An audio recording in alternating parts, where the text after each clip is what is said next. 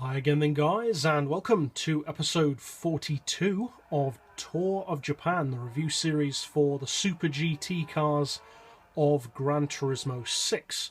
And in this episode we're featuring the final version of the Lexus SC430 team lineup that are currently featured on the game. This is the Team Eneos SC430 from 2008. Now, as I've mentioned in other SC430 episodes, all four of the cars share some similar spec. Now that's the case with many of the teams, but it's pretty close. More close than many others, in fact, in the case of the SC430, as to just how similar those specs are. All four of the SC430s use the exact same engine capacity of 4.5 litres. They all cost exactly the same, 950,000 credits. They all sit at around a similar kind of power and similar weight, similar power to weight, and similar torque setting, really. Now this car produces 916 horsepower, fully tuned, and just under 660 pound-feet of torque. As all of the other SC430s do, it weighs 1100 kilos, and it sits at just over 650 pp, so the pp isn't quite as high as some of the others. It's not as high as the Denso, for instance. It's 10 pp lower than that car. As far as horsepower per tonne, it puts out 833, which overall is kind of odd, really, because it has the same power, the same weight, and the same power to weight, and the same torque as the Team Denso Sard SC430, but for some reason it's 10 pp lower. And to be honest, that's understandable, because although I'm not exactly claiming to know why it's 10 pp lower, you certainly can feel why it's 10 pp lower. The handling isn't, to be honest, quite as good, to my feeling anyway, on this particular model as some of the other SC430s, if not all of the other SC430s. Obviously all GT500 cars to some degree have a little bit of tail happiness to their nature, and the SC430s definitely have that. It's nothing awful, but it's there. This car though does seem to be a little bit more tail happy than some of the other SC430s. Now again, it's not undrivable, certainly not. This car, as all of the GT500 cars are, is certainly capable of winning races.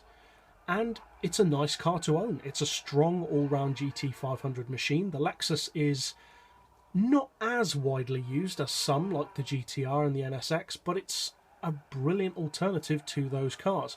It has one of the highest power outputs of any GT500 car. Not the highest torque, but certainly more than enough torque to get the job done. As I said, it only weighs 1100 kilos, so the weight is pretty good on it as well. The horsepower per tonne is pretty high, around the same as you'd expect from, say, an NSX. So overall, it's a good deal. And one of the great things about the SC430 overall, not just this one, but all of them, is the shape of the car and the way it displaces its weight. Many of the GT500 cars, especially on Gran Turismo, tend to have very clearly defined and clearly biased proportions. And what I mean by that is, as soon as you look at the shape of the car, you can tell where the majority of the weight is, you can tell where the car's weight will be biased. The Supra, for instance, relatively small boot and a very large bonnet. You can see that the weight is up the front. With the GTR as well, not as much as the Supra, but again, it is more front heavy than the rear. The NSX, you can immediately tell it's fairly even due to the shape and the mid-engine layout. It's a more evenly balanced looking car.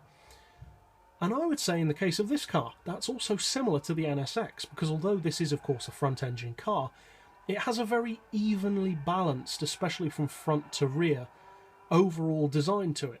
It's a very even, very nicely, equally proportioned looking car.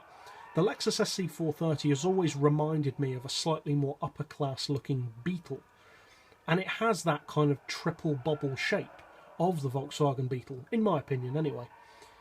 And that does actually give it pretty good weight balance and weight proportions. Again, obviously that's just my opinion, but that leads the car to having very smooth, very predictable handling and aerodynamics, and overall makes it a very strong all-round contender obviously working hand in hand with all the rest of its spec.